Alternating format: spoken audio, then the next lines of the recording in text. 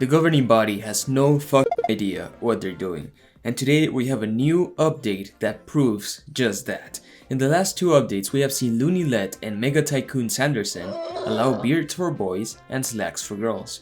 Men are also not required to wear ties and suits to the meetings. You know all about these changes by now.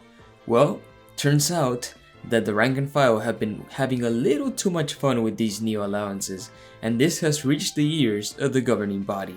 So today, Jeffrey Winder is going to remind us that him and his buddies are still the Pharisees we know and love.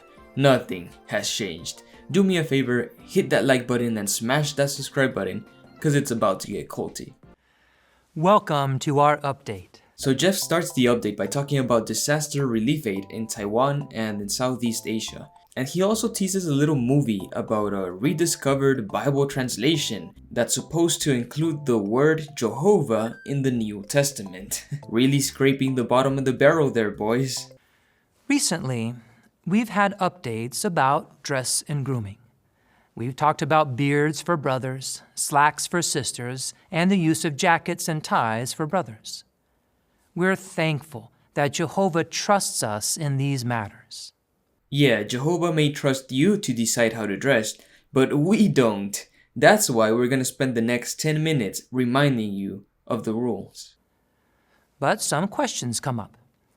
First of all, do these adjustments about dress and grooming mean that we are lowering our standards? Yeah, it does. Not at all. What do you mean? If you relax the dress and grooming requirements for your followers, you are lowering your standards. These guys are experts at spinning things. Our worship of Jehovah deserves our deep respect and honor. These adjustments should not dilute the depth of our appreciation for serving Jehovah. More so, it's a recognition that styles change over time, and that what's considered acceptable, dignified dress for certain occasions also changes over time. Wait, so you are admitting that you institute changes in response to the cultural shifts in the world? I thought your whole brand identity was not being molded by the system of things, Jeff. What happened to that? What's considered respectable and dignified dress and grooming changes over time. The adjustments announced in recent updates acknowledge that. Another question that arises with this new direction is, how do we make sure that we still dignify Jehovah and His worship when it comes to beards, slacks, and not wearing ties? As is the case with all dress and grooming, there are a variety of styles. Let's consider 3 principles from God's Word. You know these principles, and you love Jehovah. We know that they are important to you.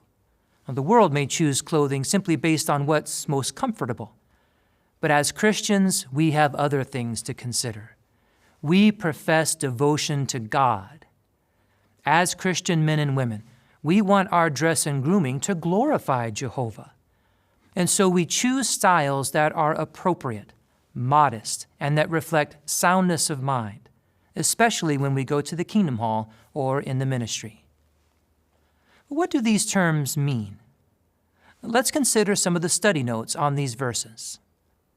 For the term appropriate, the study note explains it this way, or respectable. So we're treating the study notes of the New World Translation as scripture now? Does Jeff consider his followers so dumb that he has to define the word appropriate for them?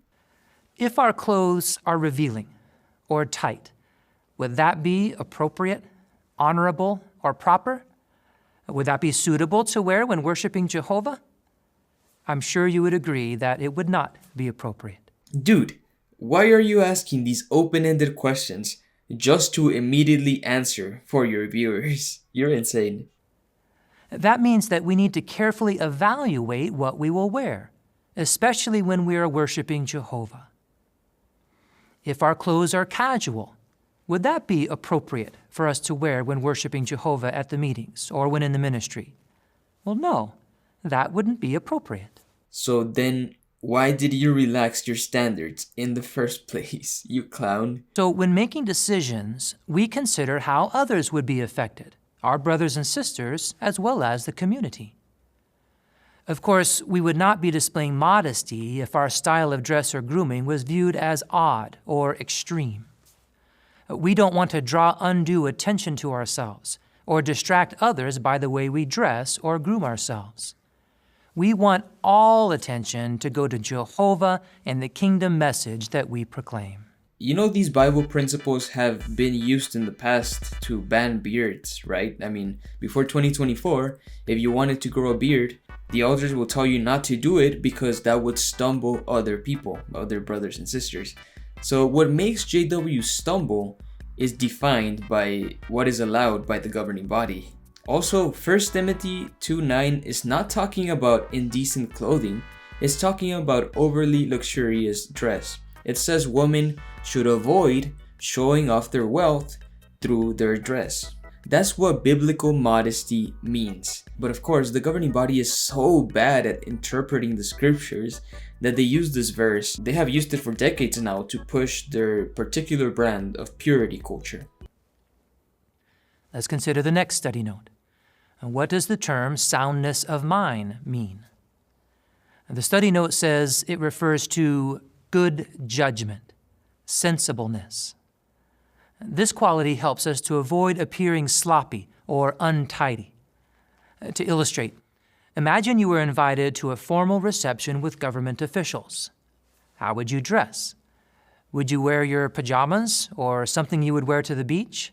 Definitely not. We would want to dress in a way that showed respect for the occasion and for those present. This dude thinks so little of his followers. He really thinks they would go to meet the president in pajamas. Like, dude, no one would do that. Come on. From these verses, we're reminded that our dress and grooming should not reflect a love of the world. Styles change over the years, and there are a wide variety of styles that are not offensive to most people. Our publications have often stated that we should not be the first to adopt a new style or the last to abandon an old one. But we all know that there are many styles that we would never want to adopt, especially those that are immodest, sensual, careless, or sloppy. And to be honest, we need to consider not just the style of the garment, but also whether that garment fits in a modest way.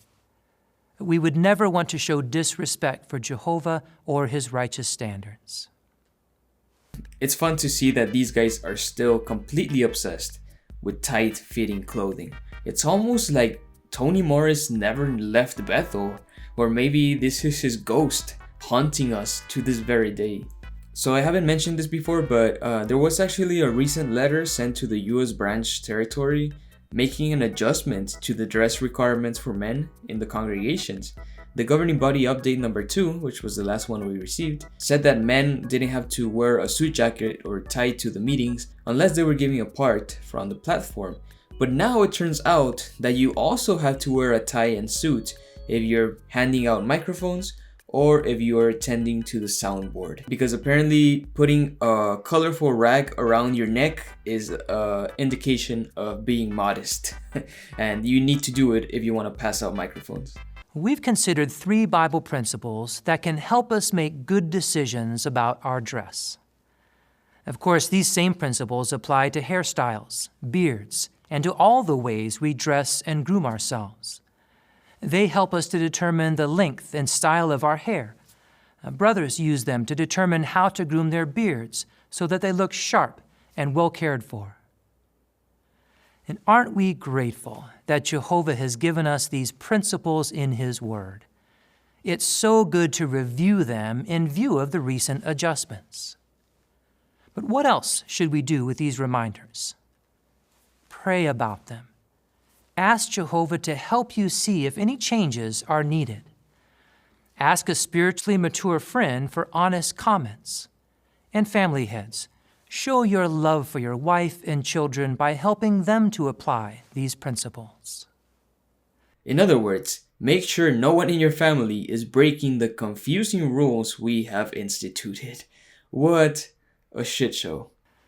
Brothers and sisters, we love and respect you very much. From the world headquarters of Jehovah's Witnesses, this is JW. So compared to the last two updates, this particular one was a big nothing burger. It's just a regurgitation of the same Bible verses that the Watchtower has used in the past to attack beards and dress slacks. But I think behind the scenes, there's like a huge culture war going on in the congregations, and if you're a PMO watching this, maybe you could attest to my theory. But I think that there's a battle going on between those J-dubs, usually the young ones, who were happy to embrace the changes and the more freedom that they have received.